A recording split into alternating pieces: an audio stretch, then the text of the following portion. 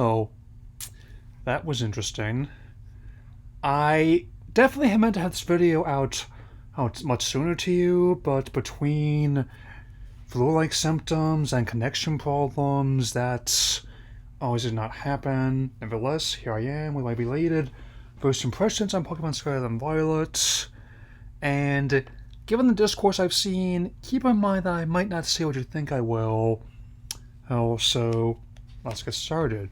Despite arguably surpassing 2018's Pokemon Sword and Shield as the most divisive main installments to date among audiences, at least as far as the Metascore goes, I definitely do my best to defend those games that came out, and I'm not really buying the comparisons to The Last of Us either. I'm a kind of guy that bought to giving this a full-on remake as opposed to just an enhanced version on the grounds of it being less than a decade old. I even think that it's a bit too soon for Horizon Zero Dawn, on even as someone who admits to really enjoying that game as well. And I also think that we need to stop trying to push so hard towards realism and maybe, hey, look at stylization. And even though I saw the Digital Foundry video, I don't really agree with everything inside of it, but I understand where it and other takes are coming from at least. But sometimes video games surprise you. I did not know what to expect from Splatoon 3, and I really liking Splatoon 3. I definitely did not know what to expect from Artful Escape, but I ended up really liking that, being second to Legends Arce's favorite game of the year.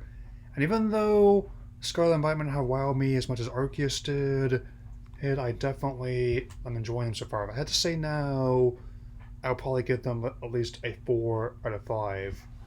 Yeah. There is some overlap between the two. They were likely developed around the same time. I'm not at liberty to say all the details, given how notoriously secretive development states of first-party titles are. However, before I get into this one, I'm gonna go over the positives. I guess I've been lucky enough to not really have encountered that much any of the glitches other people have, or the performance problems. I have honestly seen and played worse performing titles on and off the Switch.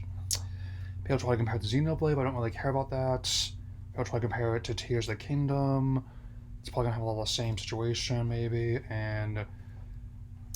but again, I had no interest in playing with the lane game, so as the first fully open world installment of the franchise, I actually really enjoy the approach they took. Clearly showing a lot of DNA with stuff like Rockstar's titles and Breath of the Wild, and I think the performance and visuals are fine, if I'm being totally honest, at least on my end.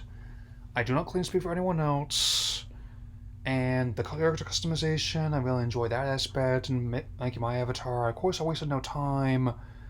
I am swapping out the hat and the shoes for something a bit more active. I'm still trying to unlock other bits of gear as well.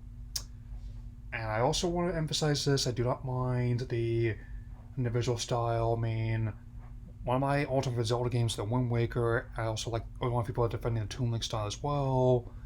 And again, Minecraft, best-selling game across all platforms, still really cartoony-looking graphics. So some people may have issues with how it looks. Clearly, the developers do not. And also, it definitely looks and plays like an open world Pokemon game, and is one. And I say that at least 5 gym badges and 32 combined hours in. Probably going to be trained a bit more to take on the 6, maybe do some of the other quests as well for both the quest for Urban Mystica and Starville Street. That's not to say there isn't room for improvement, admittedly. I think it's in many ways comparable to Cyberpunk in terms of both its ambition and, for a lot of people, how the technical whole problems it had at launch. I'm not gonna lie and admit that's weird. But again, I wasn't as bothered by the performance as someone who still plays a lot of retro games. There's a 3D, 8-bit, and 16-bit to me. I actually was sharing images as before the new management took over and basically decided to take a flamethrower to who the birds. And but I can get where this is coming from. I only noticed some of the stuff like the flickers and frame drops for like a split second. That's only because I was really looking for it to mean, or to mean seen and play worse on the Switch, mean Edge and other consoles as well. I do not consider these bad games in the slightest, just nor will I as I continue playing. So, while some people were getting refunds, I'm also not going to hold against you if you want to happen to be watching that. The fact that they sold 10 million copies in its first week of launch alone is proof to me. I'll play a separate video about that such as well as the other sales updates I've seen. But I still have a sizable fan base, and they're going to keep milking in that go-go as long as I can. And it's a safe bet to have for that. I also think that the sales is statistically unlikely to affect another game being launched in the States so much as going after the devs when they have thankfully have promised more updates and fixes on the way in the near future. They already found that on top of the first one already having rolled out by the time you see this, I have found other ones in the game's code as well, so maybe it'll be able to like Cyberpunk to turn things around, and I totally call this being like more like a No Man's Sky than a Fallout 76 or Anthem in terms of the whole live service trend. So, but it still kind of boggles to me that at a point where they can add things like in this fashion now.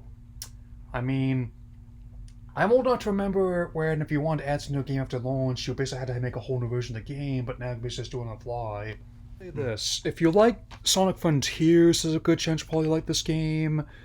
And I'm not gonna get into any discourse about the console or what's supposedly leading up to it either. I don't fully expect to see a full new SKU until 2024, or at the very least until Tears of the Kingdom comes out. So which will be May 2023. Which is also when I want to have these finished, 100% completed, and also do like a full review about how. And I will definitely be addressing the 1.1.0 patch once I have more time to spend with it. So, anyway, that'll be all for now, and I'll see you all again soon. Take care, everyone.